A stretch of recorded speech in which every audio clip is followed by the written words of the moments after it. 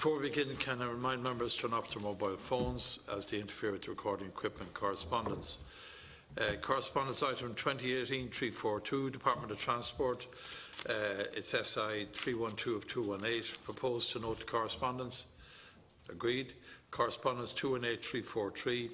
Email from Councillor Michael O'Brien dated 18th October concerning changes to the commuter rail and dark line timetables. Proposed to note this correspondence. Agreed. Agreed.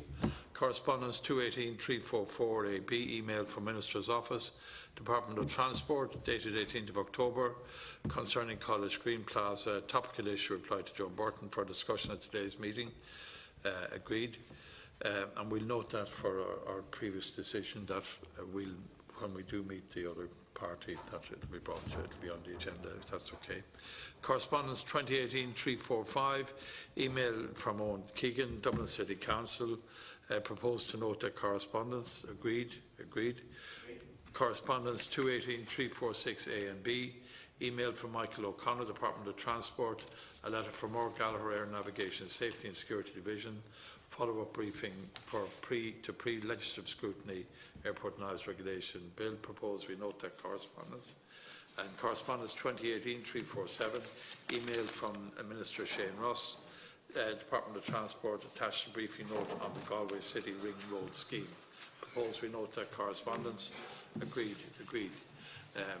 I now wish to turn to matters of EU scrutiny, which the committee agreed at its meeting last week. Schedule A, COM 2018-567. It is proposed that there are no subsidiarity concerns with this proposal. It is also proposed that this proposal does not warrant further scrutiny. Is that agreed? Agreed. Agreed. 2018-568. Proposal.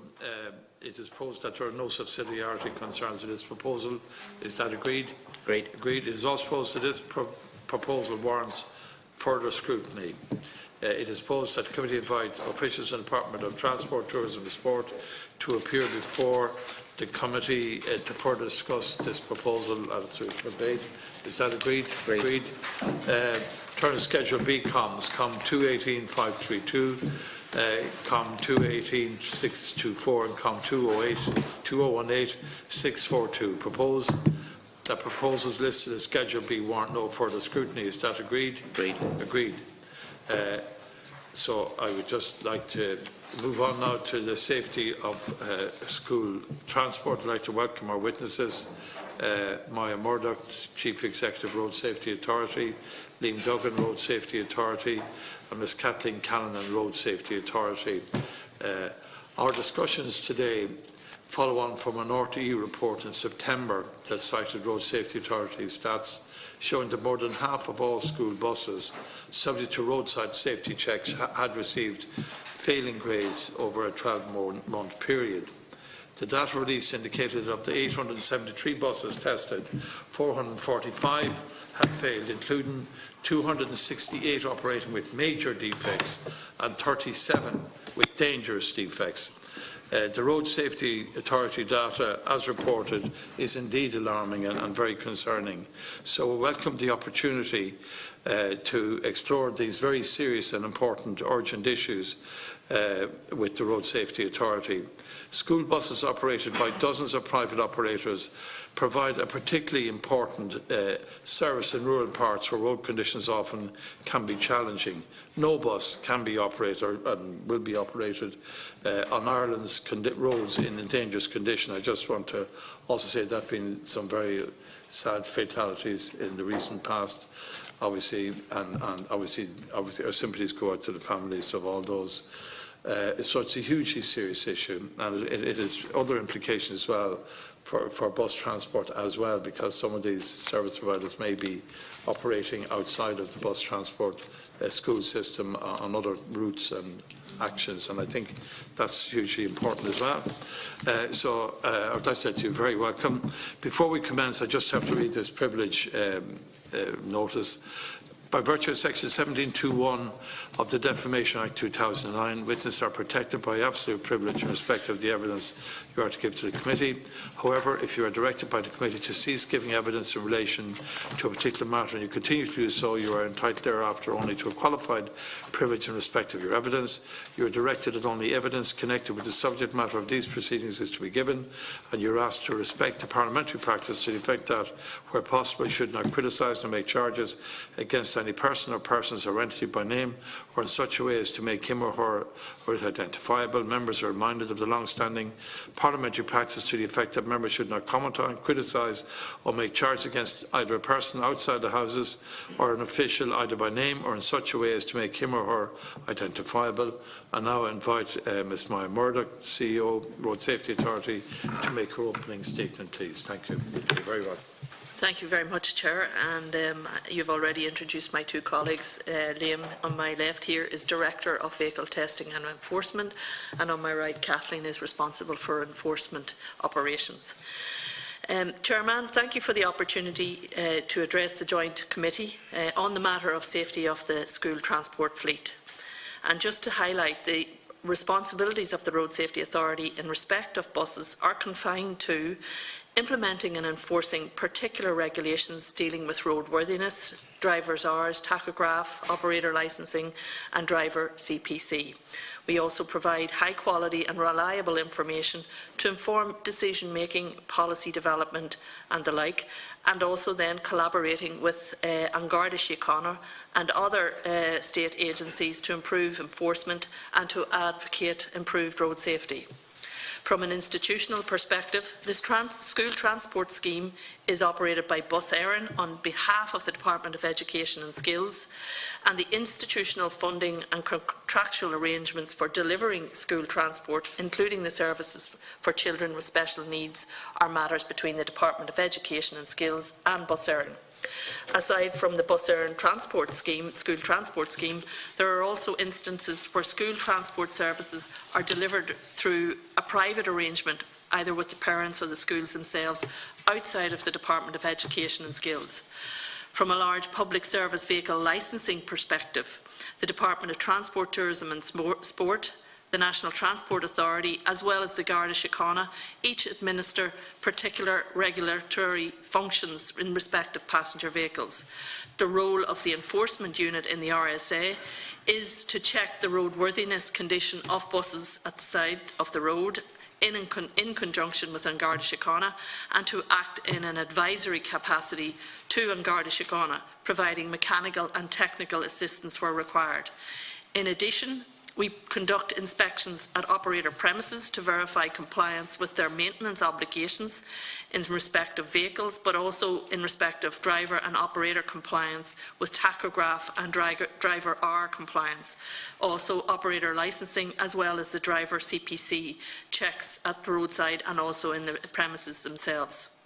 RSA data for roadworthiness relates to buses generally, rather than specifically to buses involved in school transport, because obviously there is an overlap there. We have set out in Table 1 the results of the past 4 quarters in terms of compliance rates and compliance at first visit, either at the roadside and during premise inspections. And as you can see, for the year July 2017 to the end of June 2018, there were 873 school bus inspections at the roadside, averaging a compliance rate, excluding minor items, with 68%. Of those 873 inspections, 268 buses had a major defect, that was 30% of them, with a further 37 or 4.3% deemed to be dangerously defective. These roadside inspections involved just a visual examination of the vehicle without the use of equipment. The most common defects detected were tyres, brake lights and steering linkages. In that same period, we undertook over 1,000 premises inspections, looking at the maintenance obligations and their compliance. The average compliance on the first visit in these instances was 52%, increasing to over 63% at a follow-up inspection. Compliance data quoted above is not indicative and shouldn't be taken as compliance of the whole national fleet. but rather it is our enforcement findings derived when we apply a risk-based approach. So we effectively go after the riskier operators that we deem requiring further attention. In the determination of defects detected during inspections, our inspectors use the EU classification of defects. Under EU classification, a major defect is one of those that may prejudice the safety of the vehicle, it may have an impact on the environment, it puts other road users at risk, or there could be other significant non-compliance issues at hand. A dangerous defect is one constituting a direct and immediate risk to road safety, or having a direct impact on the environment, such that the vehicle should not be used on the road in any circumstances. All our vehicle inspectors undertaking these inspections are qualified mechanics and undertake continuous professional development. In developing our strategic approach to enforcement, we have a combination of regulatory tools to promote and encourage operators and drivers to improve their compliance with legislation.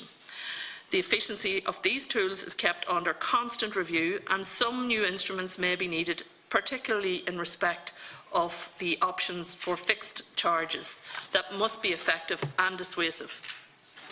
The tools available to us at the moment aim to put road safety first and encourage operators to apply good safety practices in their day-to-day operations, such as walk-around checks, regular preventative maintenance and other measures in order to prevent collisions and incidences where vehicles break down and cause delays at the roadside checks.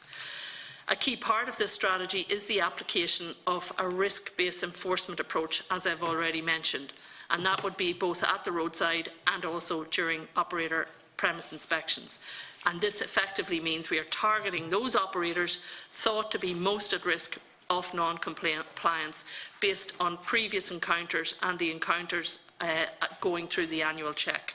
And I've put together a table there of the measures that we do use in that toolbox with other stakeholders such as the Guards, the NTA, the Department of Education and Skills. There's a whole range of different, and the Health and Safety Authority.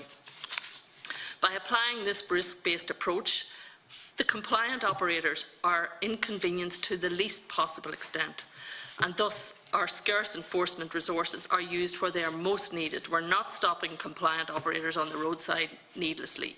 We apply a risk-based approach in line with European and international best practice. Where defects are found in the course of a roadside inspection, our inspectors, in conjunction with Garda Síochána, may take a number of steps, taking account of the severity and the nature of that defect. They may include taking the vehicle off the road, requiring the operator to present the vehicle for an immediate CVR test, or requesting evidence of repairs, or potentially requiring those repairs to be completed at the roadside before we permit the vehicle to be continued on its journey. Our inspectors highlight any major or dangerous defects detected to the guards attending that inspection, so that consideration can be given into issuing a fixed charge or taking a prosecution against the vehicle operator concerned using fixed charges. And issuing of fixed charges is a matter for Garda Síochána. As regards bus tests, our testing data show that there were over 14,000 buses tested within our CVRT regime during that same year, 1st of July to the end of June 2018, and the average pass rate on those vehicles was 59%. That is showing an improved trend. However, it's still disquieting that during the period, 307 buses, or 2.2%, were identified as being so defective they were deemed to be dangerously defective. And our data showing the older buses, the older the bus, the higher the fail rate at the annual test, and hence the importance of ensuring a proper and adequate preventative maintenance regime is in place for school vehicles.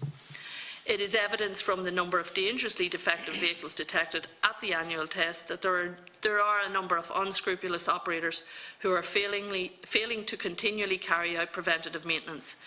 This is a systematic failure by those owners concerned. It's an unacceptable practice and clearly a blatant disregard of road traffic law, and also a failure to appreciate the potentially adverse road safety effects for the general public using such a vehicle. Operators have a clear obligation to ensure that vehicles being used on public roads are roadworthy at all times, not just the annual test.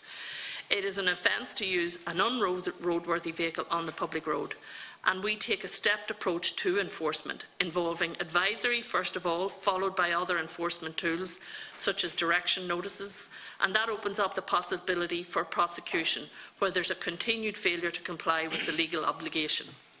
In the vast majority of cases, operators do respond positively, but the authority will not hesitate to initiate proceedings in circumstances where there is evidence of continuing non-compliance.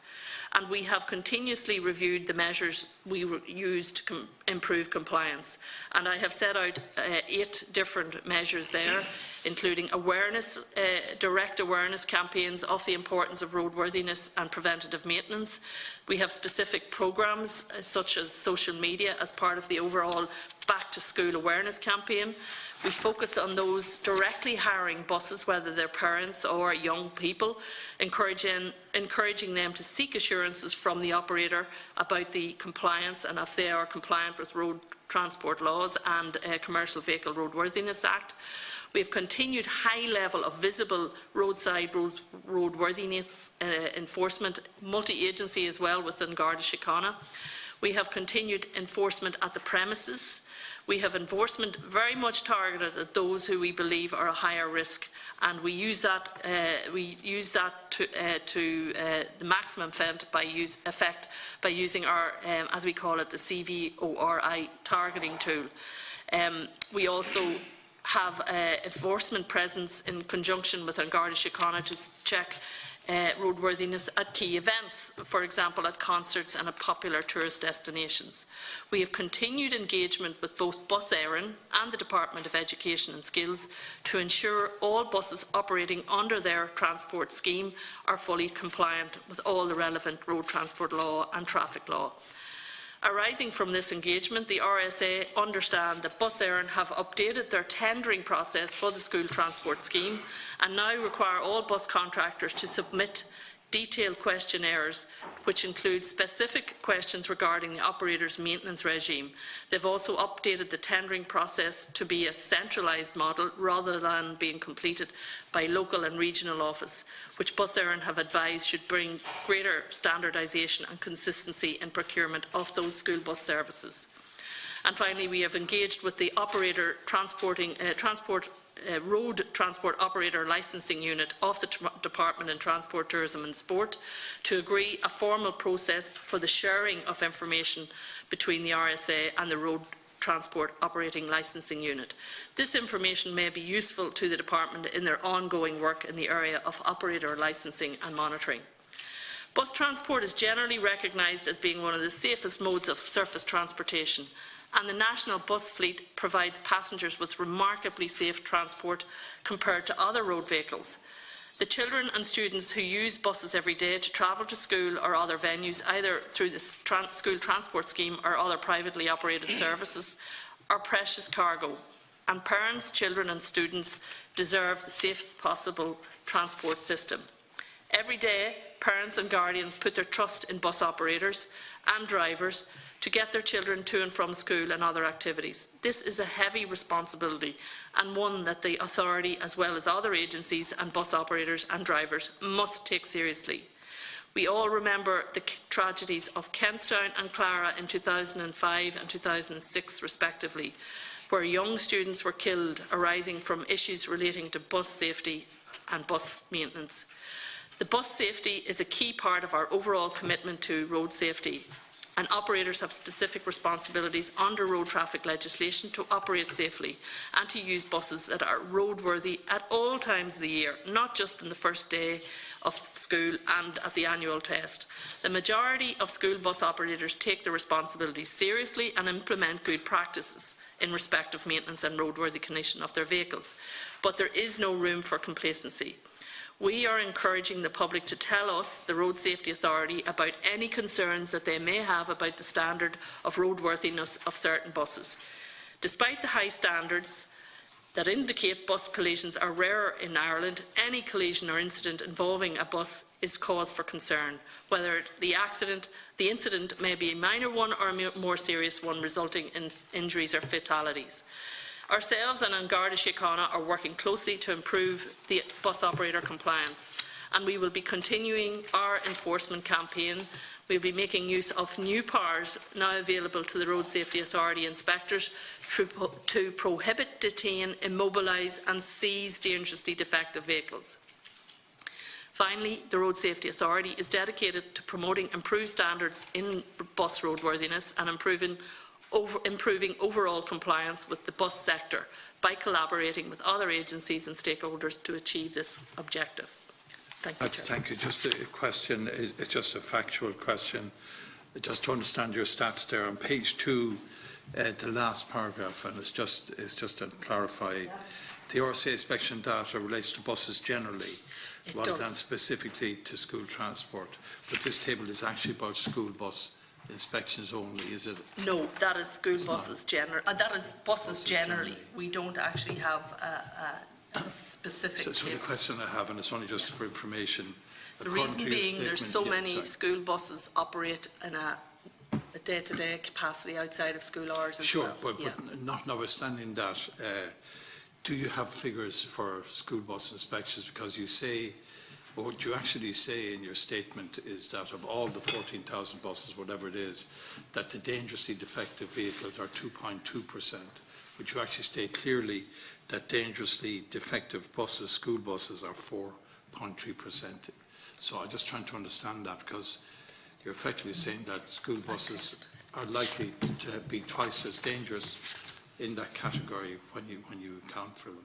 Well, I think that figure comes from the annual test, and they are actually, generally speaking, a much older vehicle than general bus operation. But are they twice more likely to be dangerous effectively? No. No, the data we're showing you, Deputy, it relates to the school, the bus population in general, not specific to the. No, sure, but your statement here is, and again, I'm not arguing with you, just trying to clarify. On page 3, you say 37, 4.3 were dangerously defective, but further on you say it's 2.2%. It's purely.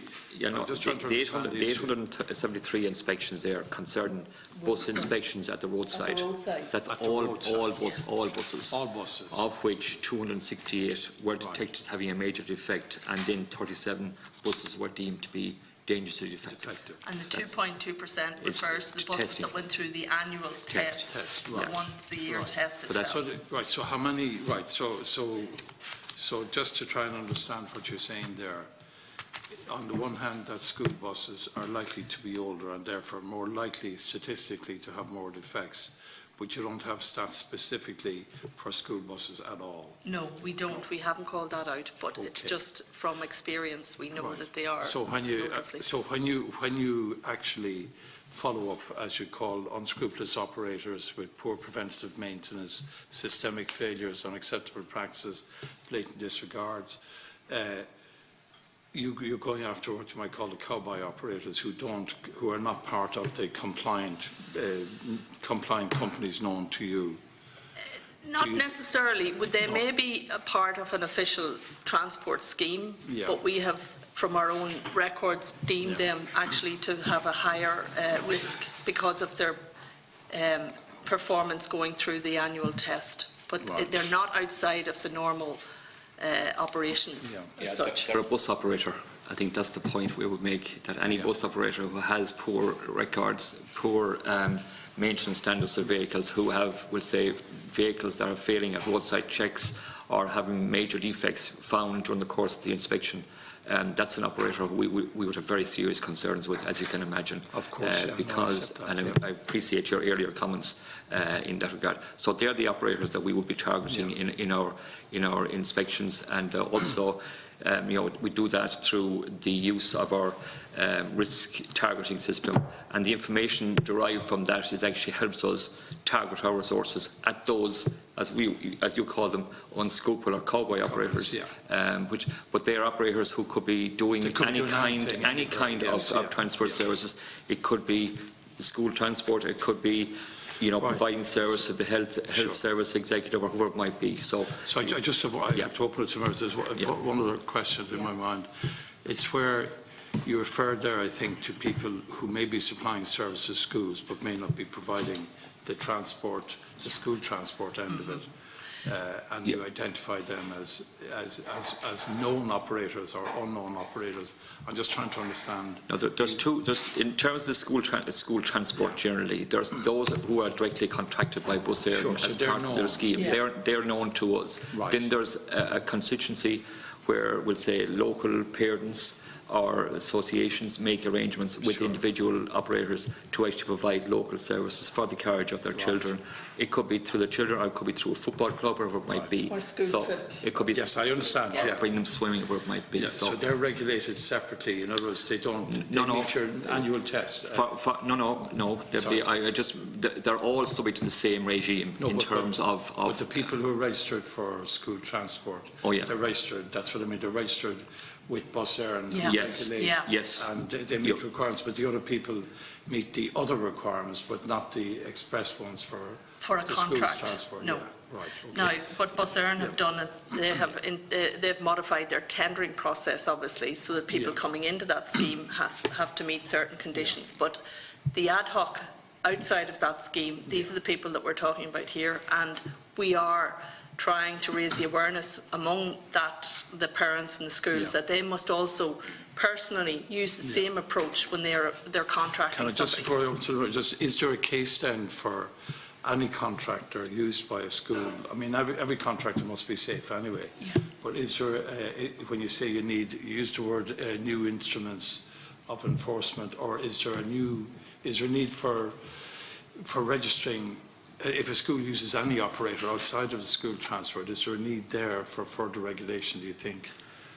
Anyway, or further knowledge of who they are? Or certainly the knowledge and awareness, and we have a very robust campaign there every year to try and raise that awareness with the boards of a school, the educational authorities, to be aware that the onus is on them now, because they're outside of the school transport scheme, but it's just as important for them to make sure that they're vetting the people that come forward and offer a bus for a school trip or a trip to the ploughing or whatever, that they actually do make sure that they meet, and we have a checklist that we give to the schools that they can say, okay, show me your annual roadworthiness certificate, show me your compliance with the Roadworthiness Act.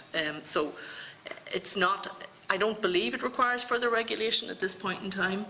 But there's clear obligations under the Road Traffic Acts that all operators use that bus. Anyway. So consequently, I think the priority here is making sure that they are complying with those rules, and that's our role in terms of forcing that, and with the insistence from the Gardaí and other state agencies. Okay, sorry, Deputy Fegan, followed by Deputy Try. I think Deputy Try wants to go first.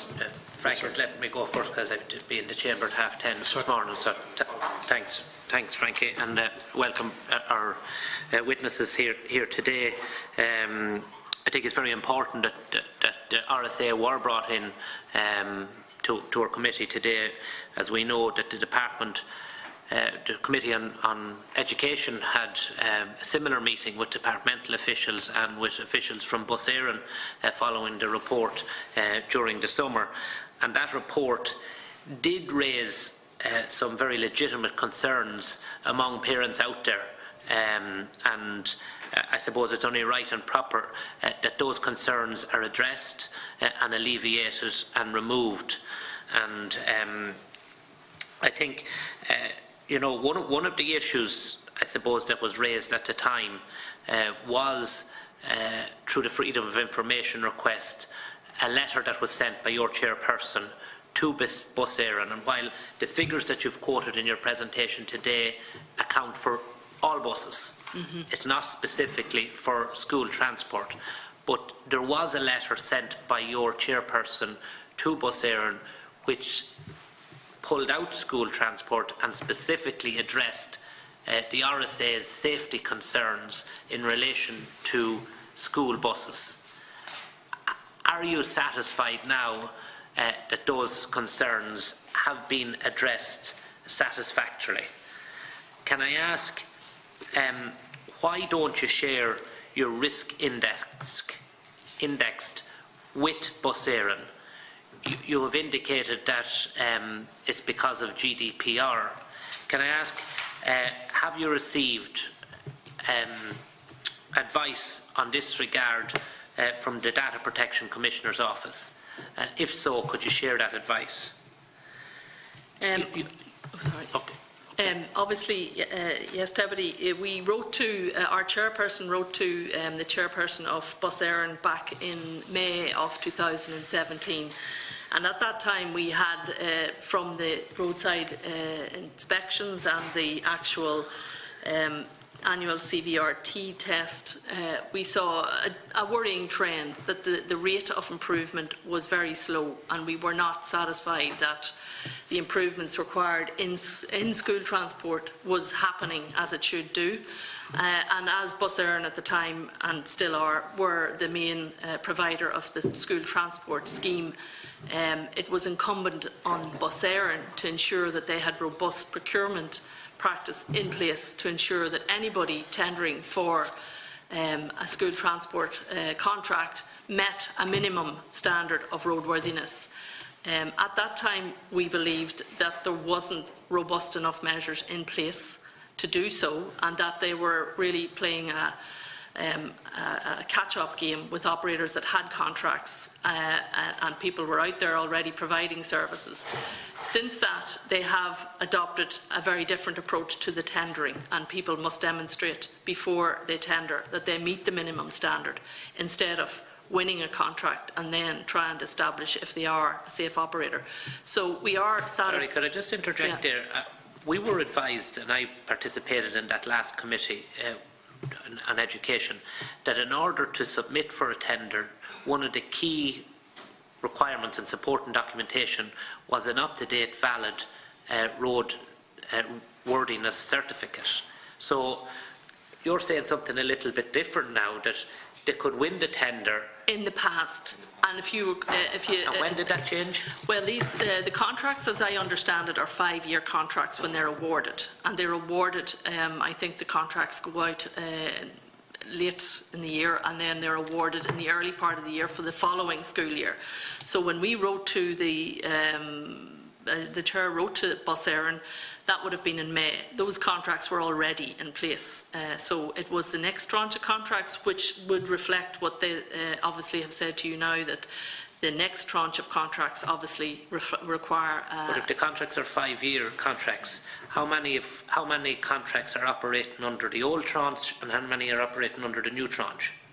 I wouldn't have that information, but obviously they would still have the same obligations under the old tranche to be roadworthy and to have a valid roadworthiness certificate. However, the actual mechanics of establishing that would be more difficult if you're chasing after you've awarded a contract to see is it still valid, instead of awarding a contract to someone who presented all of the information up front.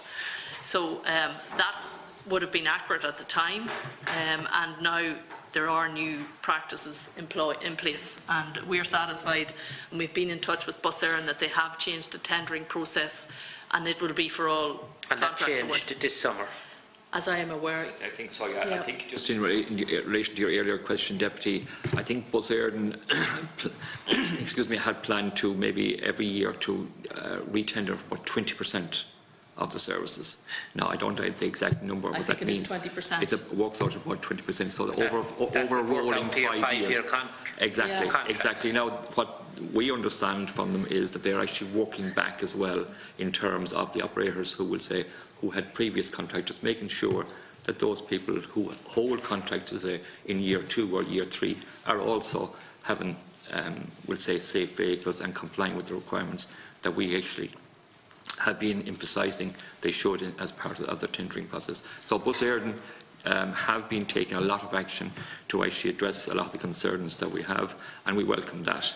And with our own enforcement and the Gardaí enforcement, I think we would be expecting to see some improvements in the quality of vehicles we are seeing in terms of bus services generally, and those obviously have been employed on the school transport scheme. Just in relation to the risk index assessment. Yeah. in terms of sharing the data. It is personal data between the operator and ourselves. However, it's within a tendering process to say to the operator, you need to submit your risk indicator in order to comply. But you said that you were prevented from doing so by GDPR. Have you sought we have confirmation legal advice from the Data Protection Commissioner's Office? And if so, could you share it? We've sought our own legal advice in that regard, and I don't think we're entitled to actually share that. We haven't specifically gone to the Information Commissioner, but I would just remind the Deputy that in the context of the risk indicator, that has its origins in EU legislation, and it was originally intended that this provision was intended to facilitate Member States in actually targeting enforcement and to be used for that purpose only. It's not actually an indicator of compliance per se. It's just actually indicating to us that there's operators out there who possibly need to be looked at in a more intense way and to be targeted for the purpose of inspections. I think it would be dangerous, perhaps, to be disclosing that information other than, would say, between ourselves and the operator concerned for data protection reasons, but also, would say, in terms of commercial sensitivities. We would have to have regard to that because operators are entitled to have their good name in relation to the way they conduct business. So all Member States use their risk systems for the purpose of targeting. It is not generally made available. What some countries like ourselves here in Ireland have done is we actually make that information available to the operator concerned so they can see for themselves where they are non-compliant and their status, and it will give them an indicator as to the reasons why we would be targeting them as a part of our normal inspection programme, both at the roadside and at the premises. I suppose the point I'd make is if someone's on a risk indication index list, it's because of non-compliance. So if they're not compliant, they've nothing to worry about.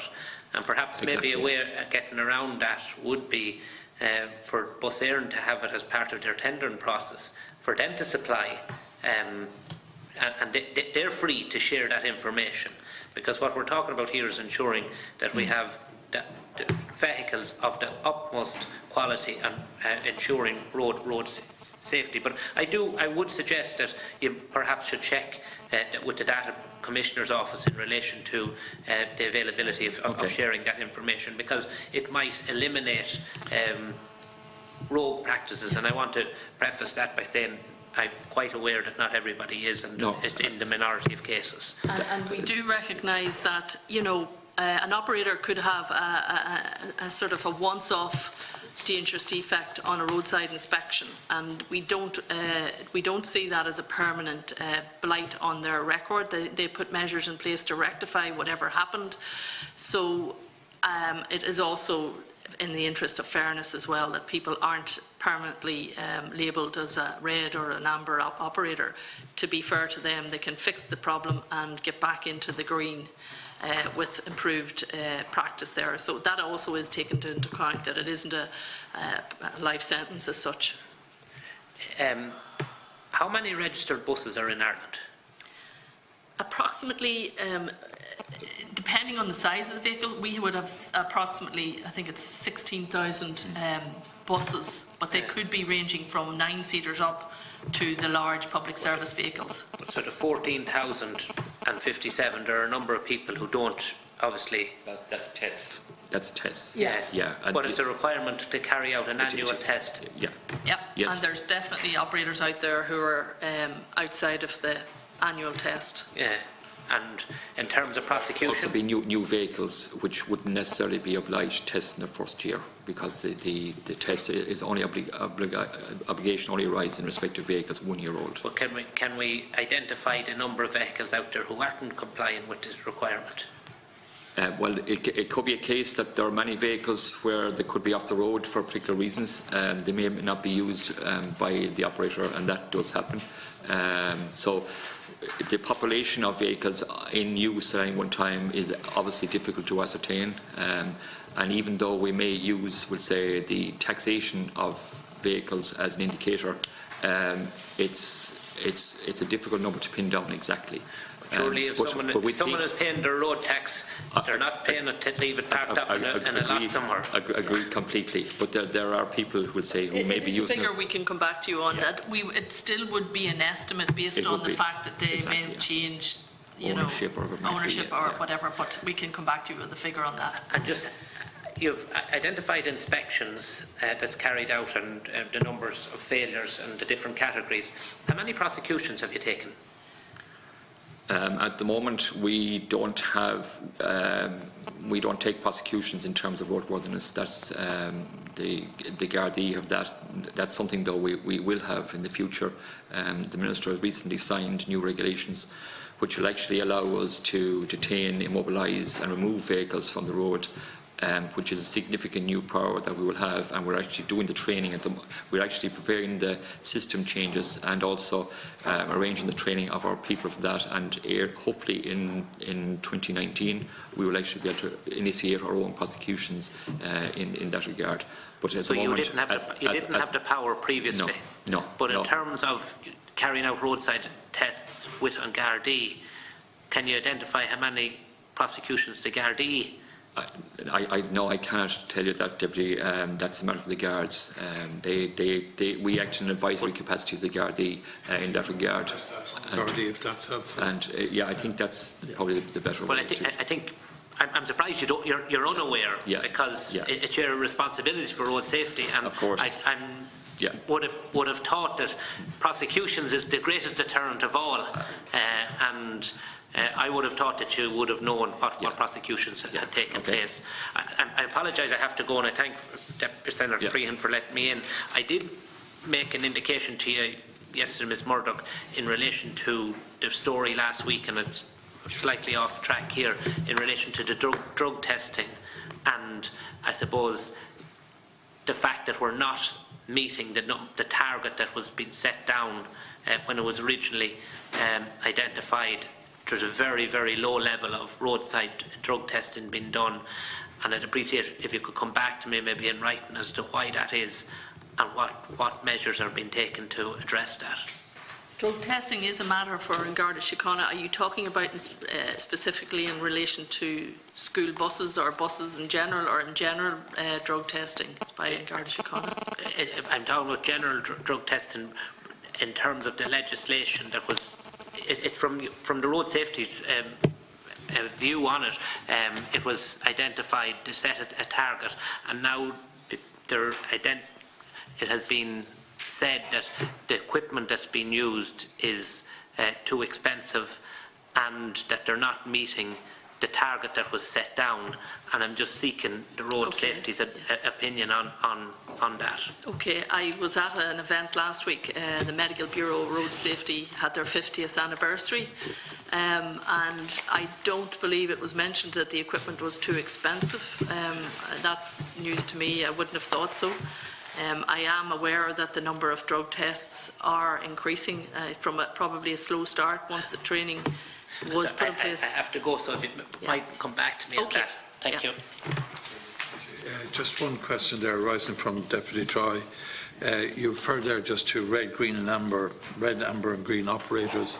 Do you have stats on those numerically that you can give us? It operates on a percentage basis, really. Sure. So, it's a percentile. So obviously somebody has to go into the bottom 10%, 20% red operators. 10% are in the red, and it is a peer review. So you are compared as a percentage across the others in the same sector. So really, the most compliant, most roadworthy operators rise to the top. So how many are in the green zone? Based on the numbers that have gone through the test, we're talking probably about 1,400. Sorry, statistically, the percentage, sorry. 10%. No, sorry. Sorry. 30% in the green. 90% in the green. Sorry, no. 30% of operators would, 30% of the risk rating percentile would be in the green section. So they're clear, top of the range. They'd be considered to be the lowest risk category, if you think of it in those terms. The second area would be the amber category. That would account for about 60%. would be allotted an amber colouring, if you like, and then 10% would be in that red. Are they operators or buses? They're operators. All operators. So Right. And the same right. percentage Same applies to buses, yes. Right. So in other words, if I'm a red operator, I've red buses because that's why I'm in the red. Yeah. Right. So that's very. Can I just ask? And I appreciate Senator Figgins very. How does that compare internationally to figures in other jurisdictions? Sorry, go ahead. It's very hard to compare data across the EU in terms of the risk rating systems, because each country has got different arrangements in terms of some countries will take account of matters, regarding overweight vehicles. And they could even take into account matters relating to animal transport. We in Ireland don't. Ours is actually constructed on a simple basis in terms of tachograph, driver's hours, operator licensing, driver CPC and roadworthiness related offences. So how do your figures relate from year to year then? And Senator Figgin is next. In other words, how do those figures vary, say, from... Well, it's constructed on an annual basis, so that each operator will say if they have a very serious offence this year, this calendar year, and say they're in the it's whatever band it is, just make any odds. Next year, that actually will decline. To put it a different way, can you give us figures? And I appreciate that it's not just. I can take that away, and we can come back so to that we say compare the last 5 years, how the reds and the greens and the ambers varied. Well, the rating system is only up and running really in the last 15 months, 12, 15 months. Well, so as long as you have it anyway. Yeah. Yeah, absolutely, yeah. Sorry, yeah. Senator Figgin. Thank you very much for a very detailed submission. There was a lot of questions I wish to ask, but they've been asked already, so I don't think I'll keep you too long. Just a few issues regarding what's the rate between public and private, what I call bus airing, because anytime I'm coming down the road, I see these new bus airing school buses, and I said, God, this is great. But what is the rate? Has the rate gone up or gone down? The ratio between the tender rate, is that what you're asking? Between provision of school transport. Or the fleet? The fleet. I think the fleet, probably Bus Éireann's fleet has diminished. Has it? Okay. Yes, it has. I do know that anecdotally, and they are retiring buses because of age. So I would say it's probably. I think they have about between 400 and 500 large school buses, and they probably have about another 800 to 900 commercial coaches. So it's probably 35% Bus Éireann. Bus Éireann have about, I think it's 1,100, and Bus Éireann have 1,300. Yeah. Or it could be the other way around. I'm not. Okay. But they're thereabouts. So it's diminishing the public-private. I think it would be. I don't think there's any strategy there, but I just think based on resources available, I think that the fleet is slightly diminished in terms of the school bus fleet in Bus Éireann, and obviously they're responsible for their own commercial fleet, and the NTA is responsible for provision of the large PSO vehicles, and that obviously some go to Bus Éireann and some go to the likes of Go Ahead now, and obviously Dublin Bus is in the same boat there. Thank you. Also, it is very, very that the average compliant rate included with 68%, of which 268 buses had a major defect of 30%, and 4.3% were deemed to be dangerously defective. I know we're moving in the right direction, or so you've said.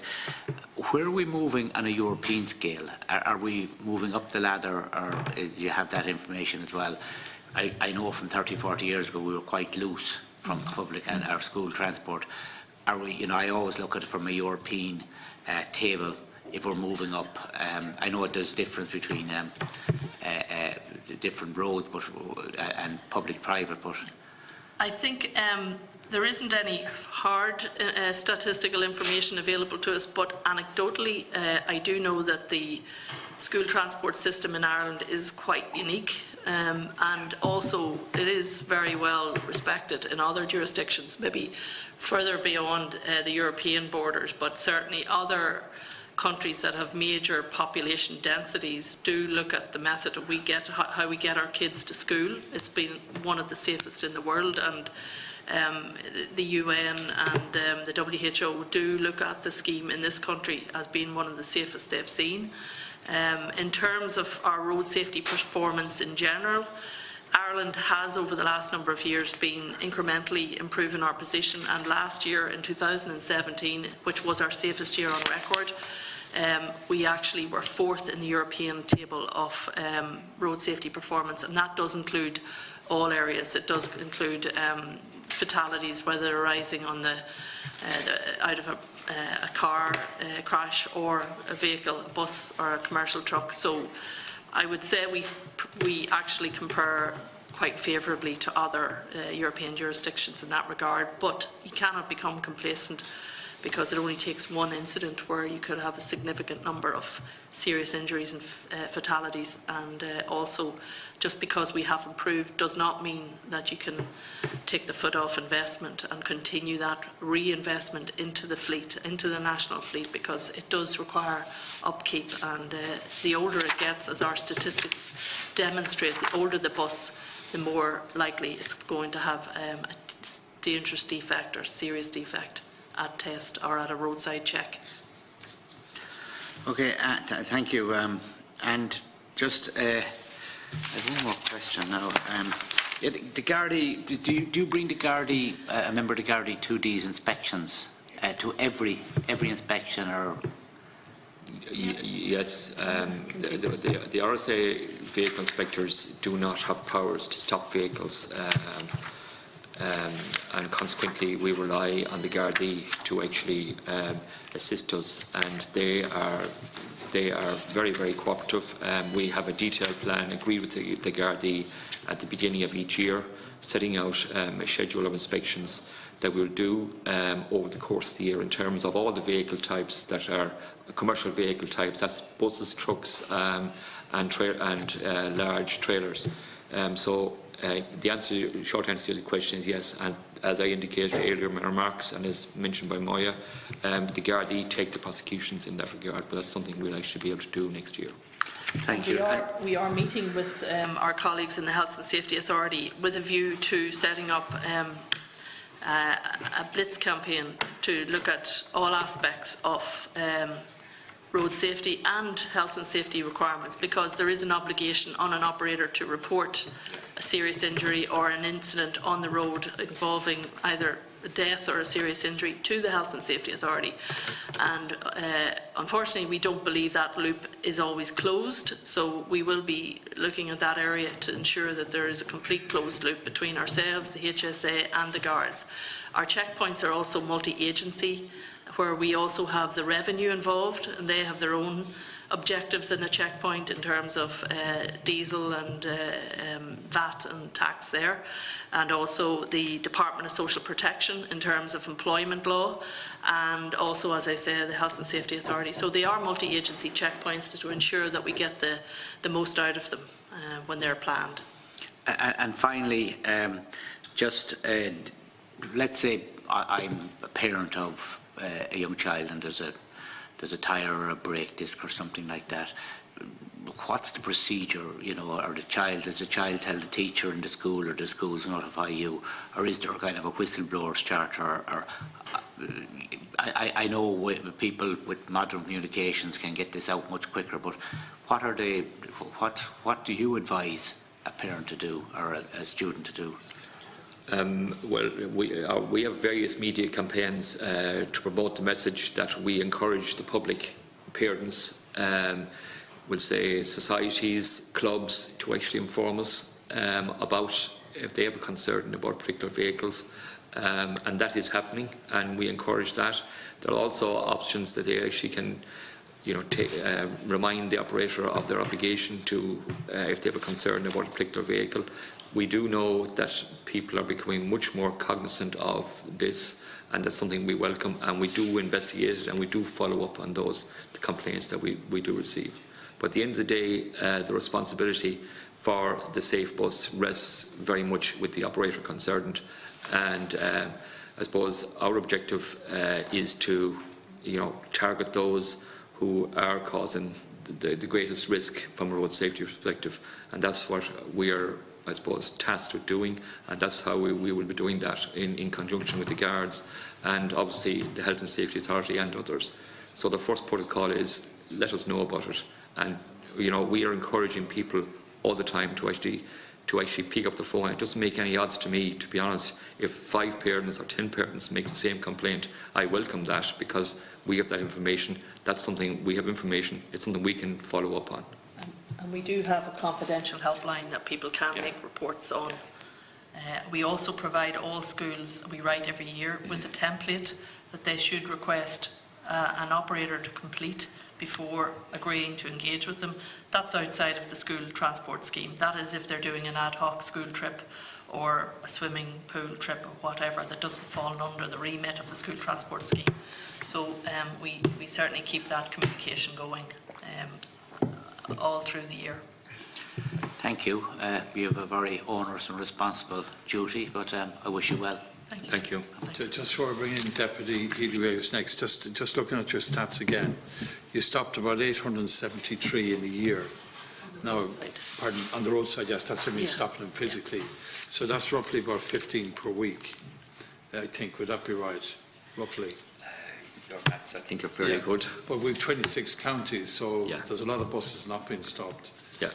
So there's a huge issue here. No, the one thing I would say, those are the targeted checkpoints, so that we would see them coming through, and there would be buses waved through because they don't flash up on our risk indicator. But what I'm asking you is the number of buses you actually stop and examine per week is less than one per county, isn't that right?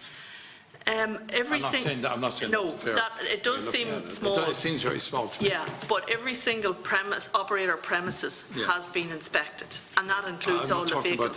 But all the vehicles would be at that premise. We would aim to get there when the buses are in the premises. The only point I'm trying to get at is going back to the point I made earlier on. Resources. We want you to be even more, and we expect you very much. But I'm just trying to get at the point.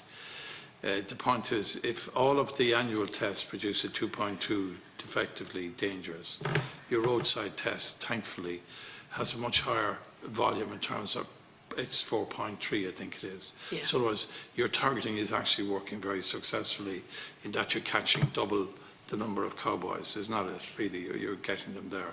So the question is, the scale of that, and the number of buses you actually stop and on the road and go through these issues with them, because it is being successful. Like you're getting a significant outcome there. So you're still doing a very low rate. I mean, that's just a fact. I mean, it's not, I don't necessarily mean it as a criticism. No, it's a fair point. But what do you need? To get, if and again, I appreciate you saying the red zone is 10%. So the red zone is going to be what, 1,600 people in the red zone out there. Yeah. So you're getting a very small number of those. No, it's a very fair point. How do we make sure that you have the resources, and obviously you have the policy right?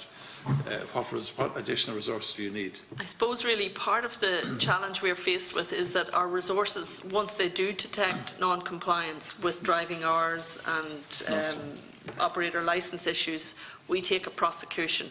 And unfortunately, the court process can be very onerous and can tie up our resources who would otherwise be out conducting checks.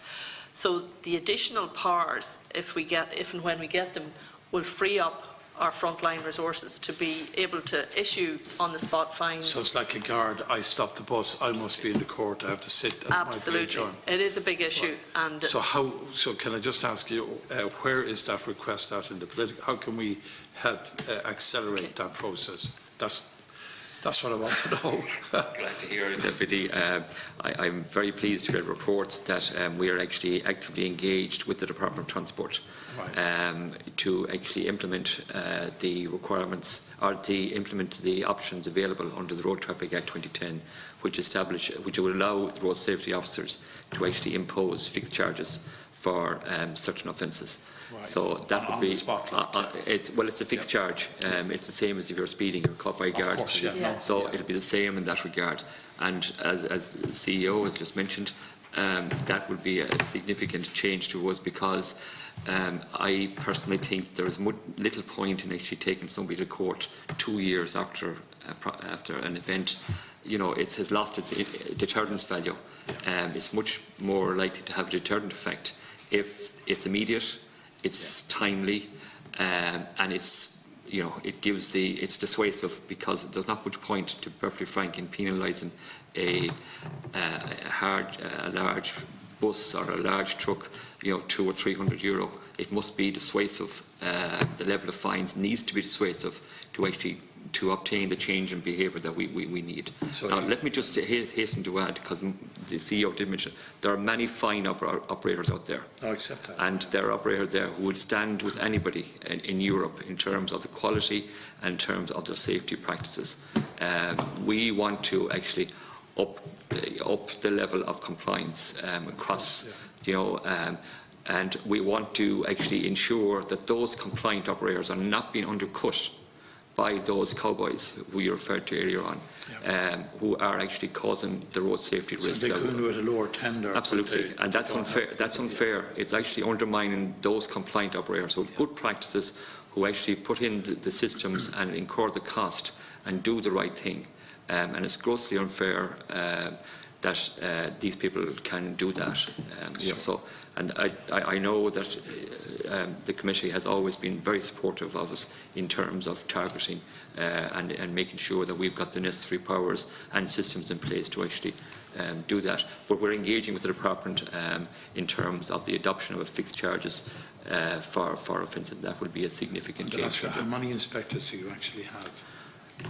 In terms of vehicle inspectors, we have, I have 13 vehicle inspectors, of which 10 are involved in direct enforcement activities. 2 are on special projects with us, and there's 1 supervisor. We have got 15 transport officers plus 2 inspectors. We also have an outsourced contract with a company called VideoParliament, who actually do the premises inspections for us at operator premises in terms of compliance with maintenance and repair obligations, and they also do the CVR, the testing centre inspections on our behalf, to make sure the standards are being implemented correctly by the testing centres. Sure, thank you. Sorry, Deputy, I appreciate your patience there. Thank you. Thank you very much, Chairman. I suppose, first of all, I have to declare that I am a school bus contractor myself, and my father was before me since 1956, so that's, I think, 62 years. Very proud to be involved in the transport of children to schools, and take it very seriously. I suppose when I had you at the outset there, Chairman, yourself, you said that you understood that what we were discussing here today was the safety of the school transport bus fleet, and that's what's on my agenda here. But there are certain instances there that he can't determine whether when we ask about school transport, he can't differentiate from bus operators providing other bus services. So I think, seeing as we are dealing with what's on the, or what I think what we're dealing with is what's on the agenda, and yes, all bus transport, whatever area is contractors are operating, we need to apply the same standards. But however, we're talking about bus, I feel we're talking about bus contractors because many of them have been seriously hurt and feel undermined by the paper reports and what have you, and questions on their integrity and the way they operate school contracts. Because from what I know of, and I nearly know all the contractors in Kerry, I know how they behave, and I know that they're, you know, they provide an excellent service, and there's mention of cowboy operators here, and that word certainly doesn't apply to the contractors that I know in Kerry. Certainly doesn't apply to the busair people who are in charge of the bus contractors, school bus contractors in Kerry. That nothing like what you're talking about could happen at all with the strict regime that's applied in Kerry. And you see, I suppose I have questions in relation to what I'm a bit worried about what the ulterior motive for all this is, because you're talking about roadside inspections for buses, and that seemed to come across, but there's no mention at all of roadside inspections where commercial transport, lorries, or all the other vehicles that are on the road. There's no mention of them, but it seems to me that school buses and buses were selected. I think in fairness to the committee, and I appreciate and I welcome your presence But here. Can I just give you the facts? Yeah.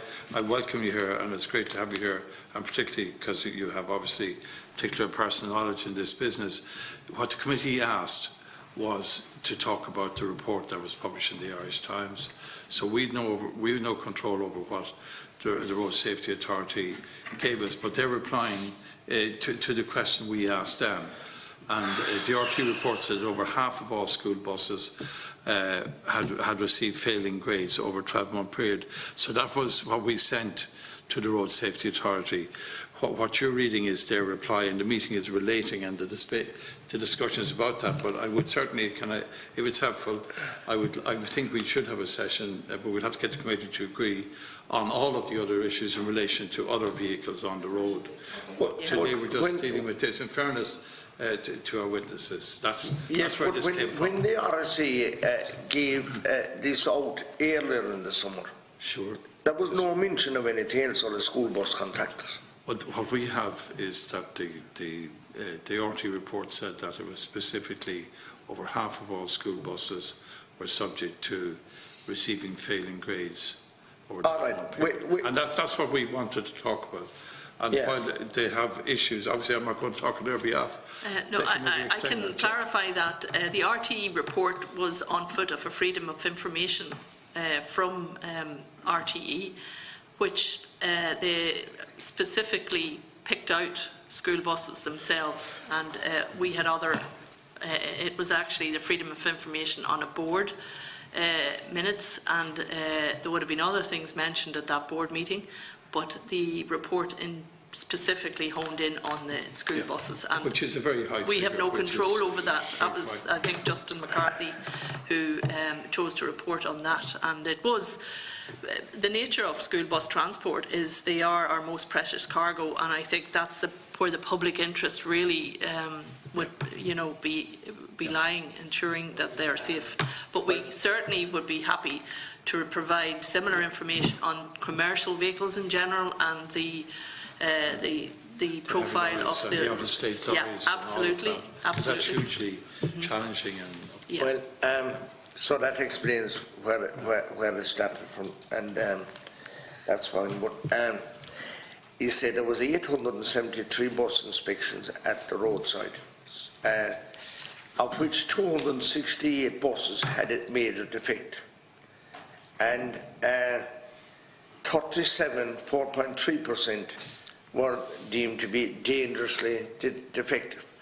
So at the roadside, what happened to those buses then, the ones that were dangerously defective? Were they allowed to drive off, or was there some other facility ordained to take them away off the roadside, or what actually happened?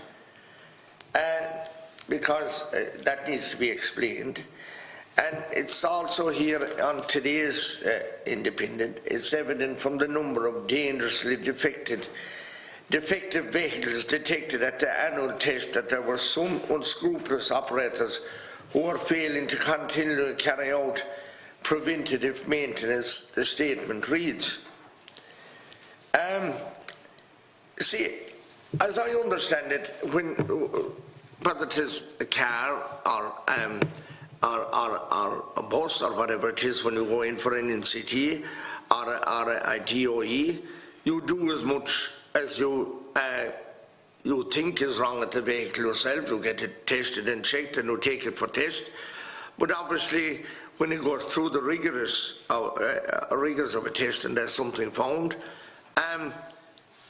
you go off and you deal with whatever was identified, and you come back and it's retested, and then it's it's legally on the road, or it has passed the test. Is that not how you understand? I mean, that's an unfair kind of a remark to put in there, that these vehicles that are detected at the annual test, that and the word is used, that there are some unscrupulous operators who are failing to continually carry out preventative maintenance.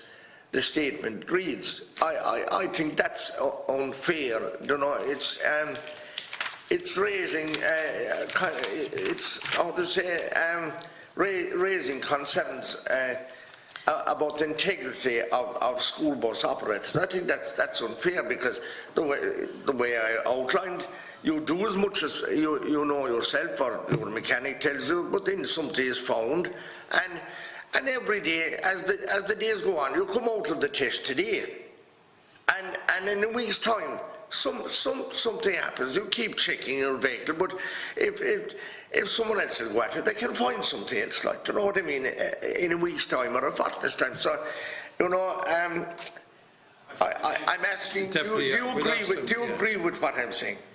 First of all, I'd like to sort of draw on a bit of history. In the past, bus operators all over the country would have used the annual test as a diagnostic tool, and they would send their vehicles in and see what came out of it. And they'd go off and they'd fix what was picked up on that test. So buses in those days definitely would have come in with a lot of dangerous defects. We have changed that culture now, where people realise they must keep their vehicle roadworthy at all times of the year, but that still isn't hitting home at this point in time. And if you look at our table there, that we put the statistics in there for the roadside compliance rate, and as you can see, in Q3, which is the first when the schools are back at the beginning of September, Q3 results are always better than as the year goes on. Then we go into Q4, because they've had their maintenance over the summer, but Q4, Q1, Q2, we see a deterioration of the standard of the fleet on the road. And that, sadly, is because operators do get their vehicles ready for the back-to-school operation, and then they take the eye off the ball and it starts to deteriorate, and then they prepare again for their annual test, whatever time of the year that is. But we want them to be roadworthy at all times of the year. So there are some unscrupulous operators who still arrive in with a vehicle, and it's a small number. As we explained, the red is down at the 10%. There are 90% that are better than that, either very good, or obviously there's other things they can do to continue to improve their performance. But we do specify a small number of unscrupulous operators. We do recognise, and we recognise that we get great support from the vast majority of operators out there for this approach. It levels the playing pitch. It means that the guys that are cutting corners and putting cheaply kept vehicles on the road and hoping for the best, possibly hoping that it doesn't get picked up in an annual test, then we want to eradicate that.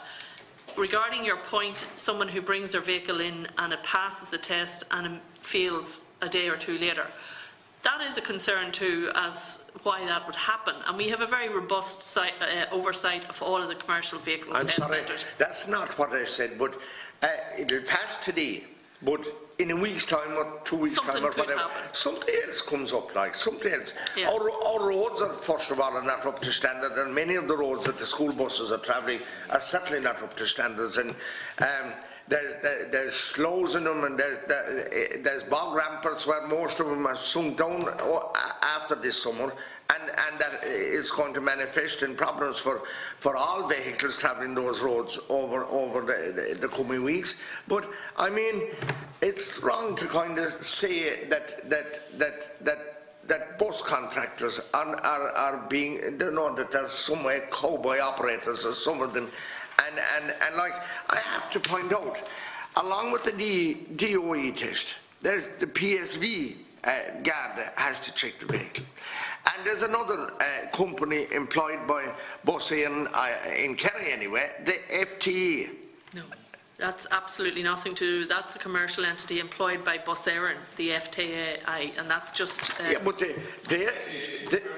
fairness to everybody here, I just want to make one point. I think we're quite happy to talk about what we have in front of us. We don't know anything about that. Sorry, I just must be very clear with you. It's a part of the school bus contractors regime. But the point is, I think if you look at the address from the road safety, make it very clear that the processes and procedures are with Bus Éireann. We're dealing with the road safety, and the point is, if a bus is dangerous, it shouldn't be on the road. If it's got a defect, can I just finish this point? It must be addressed, ideally on the spot, if it's dangerously defective, and if it's not, there's a reasonable time in which to put it right. That's why you're here. Yes. That's why this meeting is taking place. And while all those other issues are important, the primacy must be the child on the bus or the adult on the bus. And the one thing I would just... I fully accept things can happen a few days later, a week later, and the roads can cause a vehicle to have a steering problem or a damaged tyre. But there is still a legal obligation on the driver to do a daily walk-around check and to pick that up, and there's no excuse if that, you know, they must do their, and keep a record that they've done that every day before they take it into operation. And that way you can avoid a vehicle being in service with a dangerous defect. Well, and that is being done, and it's part of the contract you get. But I have to, Chairman, point out to what the FTA are about. They're involved in the. I'm sorry. Can I be very clear? In this. When we start a meeting here, we read out, and we ask that anybody who is not here, and is not the subject of our information, is that we cannot. The school bus testing. Members are reminded of the long-standing practice that members should not comment on, criticise and make charges against a person outside the House or an official either by name or in such a way as to make him more identifiable. I'd be quite happy if you want to send that into the committee. We'll ask them if you have an issue with it. But I'm not going to deal with it here today because I don't know anything about it. I mention no name, but I'm saying it's part of the safety of the school, of the children and the buses. Well, write to us about it, and we'll bring it in here as an issue. This lady knows that this is happening and that these buses are being tested by this company as well, as part of ensuring that the school bus fleet are up to standard. So, and all the contractors have to abide by that. And if a number of things will fail in the first test in that bus, you'll get it in that check. You'll get a chance to fix them. But if they fail the second time, the bus is off the road, and that is a fact. And I need to ask another question. Do you think that the private school bus contractors' fleet are getting older?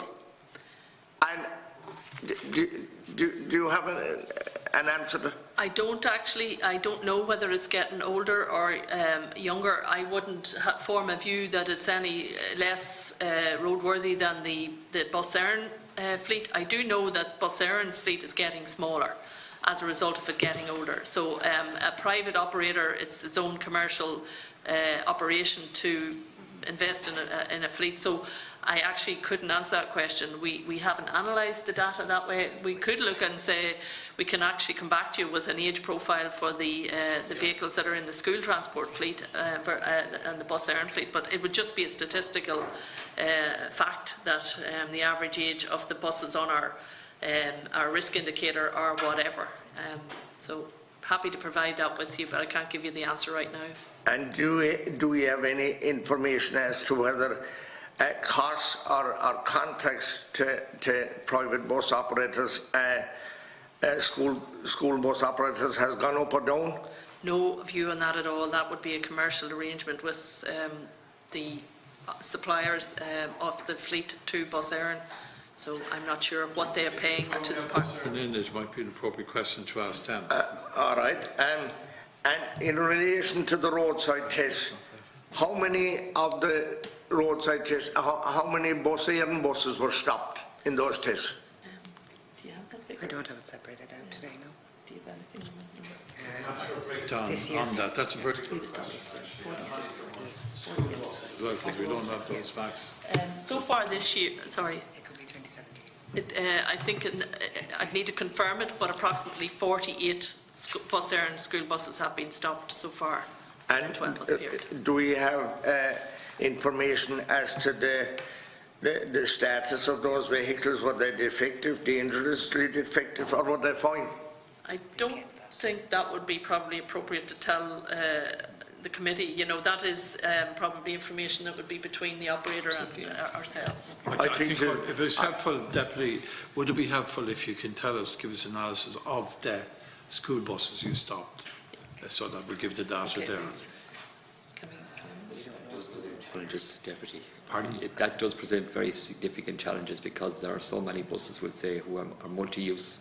But if you know there was 40, but of course the 40 bus errands weren't necessarily school buses. Yeah, Is that what you're saying? those 40 Éireann buses could also be used for other purposes other than the school I transport accept scheme. that too. I accept that Yeah, too. that's the difficulty we have. But in the course of carrying young We can look at the statistics and we'll see what you- we can, and we'll come back and something like that. because it will give a benchmark and it'll answer a uniform point. Well, I believe if they're involved in school bus transport at all, they should be included.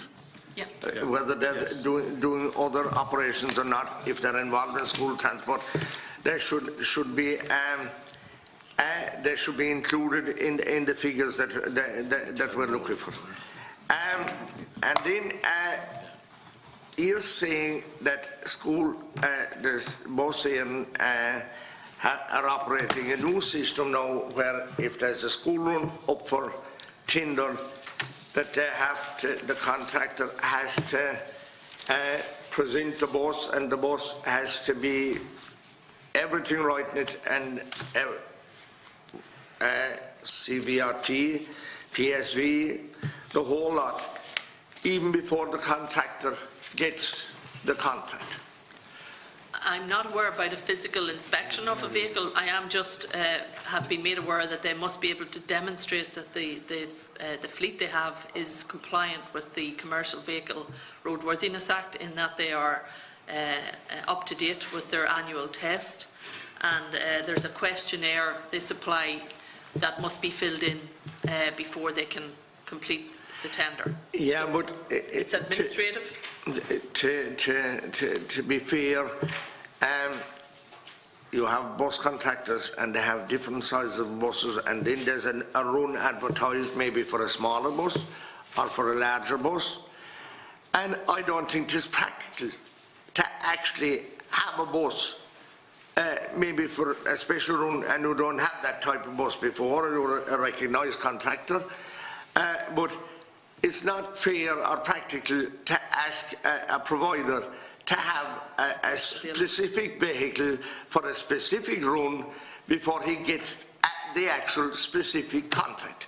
Now, I appreciate that the contracts should be advertised early in the year, like you said, so that it will be in place for September. But I don't think it's practical to suggest that earlier on in the year, before whoever actually gets the run, that they're made have the bus first before they can apply for that run, because you're not being fair. You're only giving the chance then to someone that has that specific bus. Fairness, Deputy, whatever view one might have on the validity of what you're saying, I think the RSA have no role in this, isn't that right? So No, in fairness to them, it's that is the question for case. We bus don't there. have a role in that, but Yeah. previously there was actually, the issue that we had was there wasn't actually a focus on roadworthiness. It was very limited in the questions that were asked, and it was very much to do with the operator in themselves being compliant with the Roadworthiness Act, as opposed to specific right down to the actual vehicle that they owned, but more to do with the fact that they are compliant, they are self-declared. Those are the indicators that would get you into the green, that you don't have breaches of driving hours, that you are actually compliant in general with the Roadworthiness Act. So there's a lot of things there that don't necessitate the actual procurement of a new bus before you tender for a contract. I just have a question there just about a bus. I was driving somewhere recently and the bus was travelling at an excessive speed, right, very, very fast, going into the port tunnel, which I thought was very dangerous. So I rang the Gardaí to make a complaint that this bus was actually travelling at a very dangerous speed.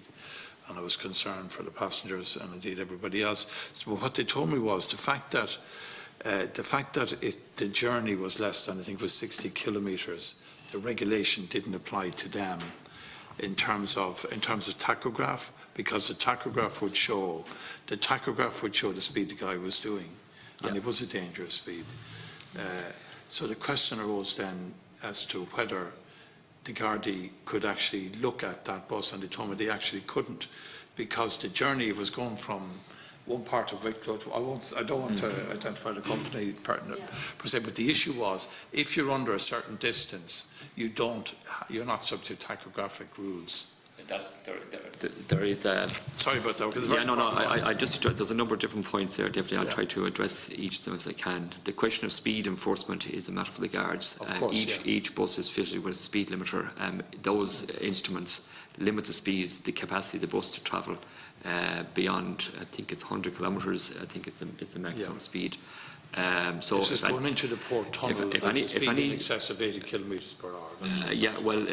That driver then has a case to answer, I'd suggest. Oh no, he has a course. That's right. Now, this question of tachograph, if the operator concerned was involved in what we call a regular service, that's providing regular service for passengers on a particular route, they are exempt from the requirement. That's exactly what he was doing. They are exempt from the obligation to have a tachograph fitted for that vehicle. Our best practice is we would recommend the use of a tachograph for a vehicle at all times, because it's actually a very clear record of the activity of the speed, and it also records the speed of the vehicle.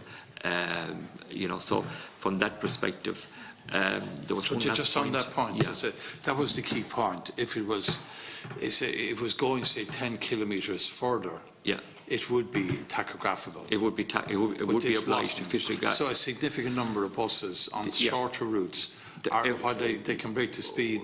Well, no, it's determined. They're not allowed to break the speed. In terms of the obligation to fit a tachograph, if they're involved in what we call a regular service, and that is a service where you're actually providing a set service for passengers, fare-paying passengers, and it's within a 50k radius of where the point. Now, it's possible that you can actually start one service and end it at a point, start from point A, go to point B, and that can be 50 kilometres. You could start another new service, which is again would be licensed by the NTA, start from point B to point C. That is conceivable.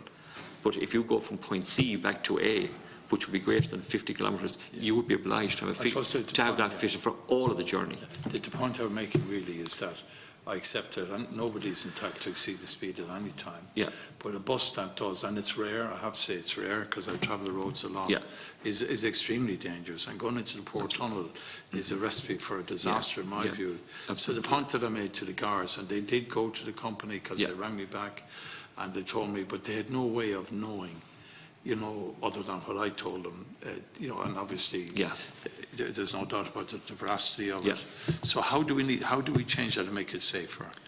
Well, that bus... What do we... I appreciate the law is... the enforcement in that regard is a matter for the Gardaí. No, the tachograph... The tachograph, there's an EU exemption from that. It applies EU-wide.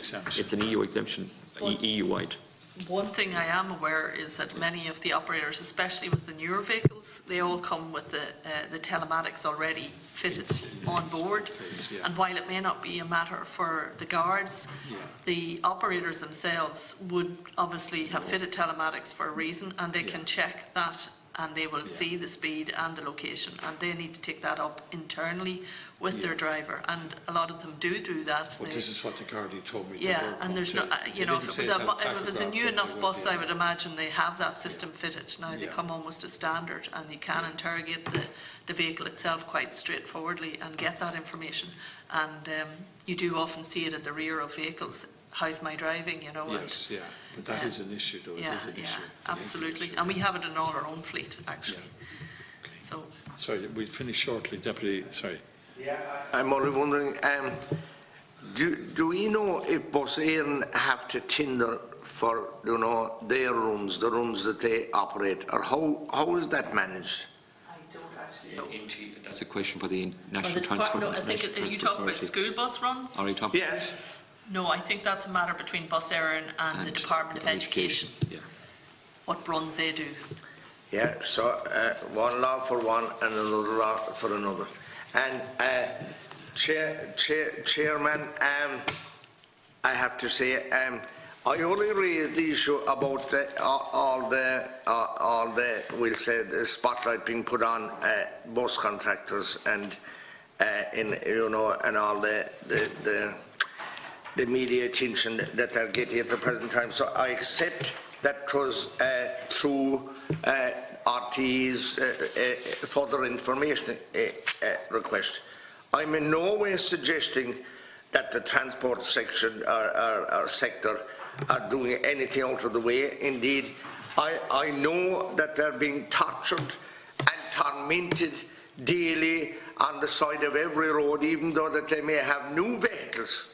And RSA bring them in and haul them in and make them go through further checks. So I see no need in the world for bringing that sector in here to this committee, Chairman, because as I know them, they're doing their very best to uphold and are upholding the law to the very best of their ability, and they're being tormented enough without furthering them to any other checks or committees or anything like that. I have full confidence that all the operators that I know are behaving properly and doing their very best to abide by the law and have their vehicles at the best. Just before we finish this meeting, I absolutely reject what you say about the role of the RSA, and whatever regulation there is passed by the Oireachtas. Any powers they have come from us, and if they enforce them, I would like to see greater enforcement, not less. But the loss of anybody's life as a result of dangerously defective buses or cars on this road, or dangerous driving, is at nothing compared. You know, the pain and the suffering of those families is at nothing compared to the fact that buses have to be and should be and must continue to be regulated in a fair and objective manner. So I just closed this part of the meeting. I'd like to thank the RSA for coming. Of course, I apologise. Sorry, Yes, apologies for being late, and I don't want to ask a question because I wasn't here. I have a presentation, so I'll go through it, and if I have any follow-up questions, but I'd just like to ask a question in relation to, and if you cannot answer me now, maybe that you might come back to me on it. There's some suggestion I've heard recently about the National Driving Licence offices going online, or some of them possibly closing down. Is that true, or is it just rumour, or is there an issue there? We have gone online. I know you're online, yeah, but and the decision to we have postponed any decision on front offices at this point in time. So okay. No, it's just I'd be concerned. We'll say for particularly older people who maybe not be computer friendly and who have to renew their permits and so on, that they do provide a valuable service. But as I said, I just wanted to see what the situation was. Thanks, Chairman. It's a good and a happy note for you. I had to renew my driving licence recently, and I went to the Drogheda office, and it was a lady was behind the counter. She couldn't have been more helpful and more friendly to it, and it was really an excellent experience. Yeah. So the customer service. You didn't try our online service, no? Oh, no, I had to go in with a bit of a change or something again. Sorry, how recently have you gone online? We have had a soft launch on it, obviously, because we were conscious there could be a few little glitches, but we went live in June, and we are seeing about 150 people a day applying online. Now, it's still restricted to people who are renewing and have no change of category or requirement to have a new form, like a medical form, and that they also have a public services card and they've registered for mygov.id.ie. But it's a very simple So very successful. will the uptake of it decide, if you like, down the line? No, it is our intention to bring everybody onlineable, that they can go online if they so wish. Right. And we're also hoping to, we want to introduce the postal service, hopefully by the end of the year, that if people, as you say, aren't that comfortable with computers or accessible, that they can actually do a postal application as long as they've got a public services card. So and most of the elderly with their pension entitlements already have the public services card, so it'll actually be very straightforward for them to apply online. So what I'm getting here, the message is that there will be changes, is that? There will. Well, we are constantly evolving, and we would like to be able to provide an online service for the vast majority of people. But obviously, computer systems, that's dependent on the actual platform that we will operate off. And at the moment, we have about 10% of people who are eligible to apply online, and they can do so any time up to 3 months up to their licence renewal date. And the feedback is it's going very well, and we're seeing about 150 people a day apply. There could be more if they realise they could do it online, but we have a lot of ICT work ongoing to develop it further and actually integrate the whole journey along the way. So if you get your learner permit or your theory test, we want to make it as seamless as possible when you go to do your driving test and get your licence eventually, that you don't have to come into any office, that you can get it from the system, and it'll know that you've passed your test, and you'll know you'll get your licence out. Yeah, it's just that our elderly population are I suppose, sometimes it raises concerns, let's put it like that. So it's just to be conscious of that. Yeah. Okay, thank you very much. Thank you. Just I'd like to thank the Road Safety Authority for coming here. Thank you for your attendance and the reply to our queries.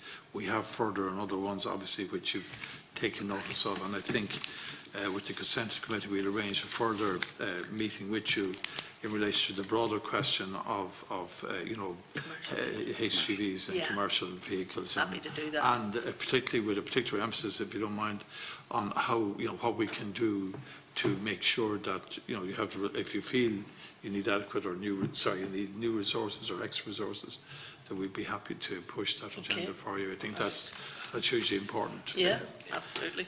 So just before we conclude, and it's nothing to do, I mean, if you want to do it, that's fine. I just have to read this about the second part of the meeting. Before we conclude, I'd like to put the following on the record.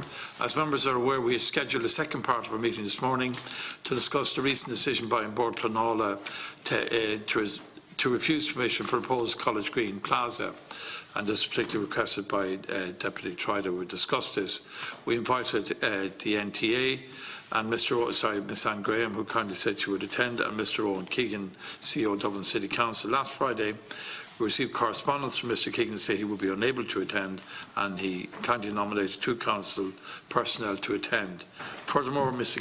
Keegan stated that these individuals would not be in a position to advise the committee on the likely council response to the decision, and furthermore that the City Council did not wish to make an opening statement to the committee. Our committee this morning considered this correspondence, and I can speak for all the members present, stated that on the record that we view this response from Mr. Keegan as disappointing and absolutely unacceptable. The committee feels now that there is no choice but to defer this important meeting until such time Mr. Keegan makes himself available to come in to us, and he'll be more than welcome, and that he feels that he's available to give a full and substantive response to the concerns of the committee. So I've asked the clerk to contact Mr. Keegan to arrange this, and apologies to Anne Graham and Hugh Cregan from the NTA for the short notice here. Thank you. The meeting is now adjourned till the 7th of November at 9:30 a.m. Thank you.